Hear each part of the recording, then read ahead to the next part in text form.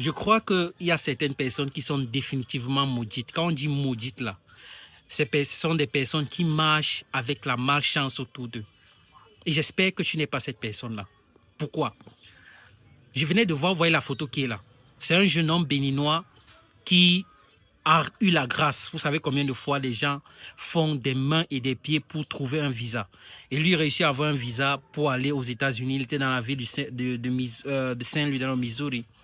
Et il se retrouve dans des circonstances ou dans une situation bizarre. Comment tu peux aller sur un site de rencontre?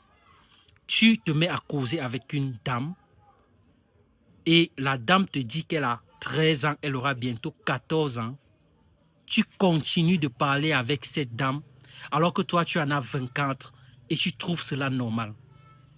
Tu vis dans un contexte que tu n'étudies pas. Tu ne sais pas que la pédophilie en Occident est une chose avec laquelle les gars ne blaguent pas. Il y a des policiers dont leur but ou alors leur travail est de s'inscrire sur des applications de rencontres avec une fausse identité, ils prennent des âges mineurs juste pour attraper ce genre de personnes.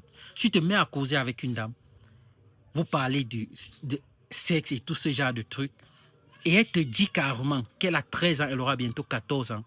Tu continues de parler avec elle jusqu'à prendre le rendez-vous et te déplacer pour aller à ce rendez-vous-là pour la rencontrer.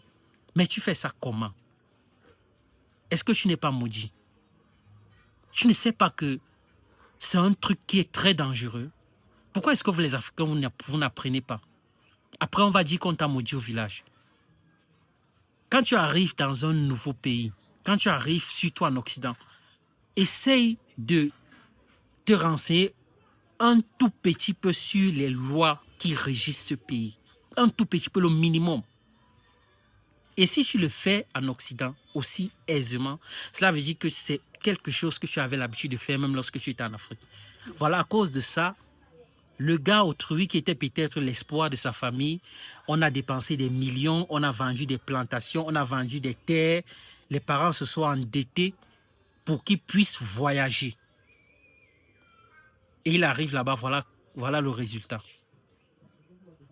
Maintenant, il risque 60 mois de prison et une déportation. Mon frère, tu es dans les problèmes. Si on te dit que toi, là, tu vas encore quitter le Bénin pour repartir ailleurs, tu ne vas pas croire. Parce que de toute façon, les gars vont te verrouiller. Ils vont te verrouiller partout.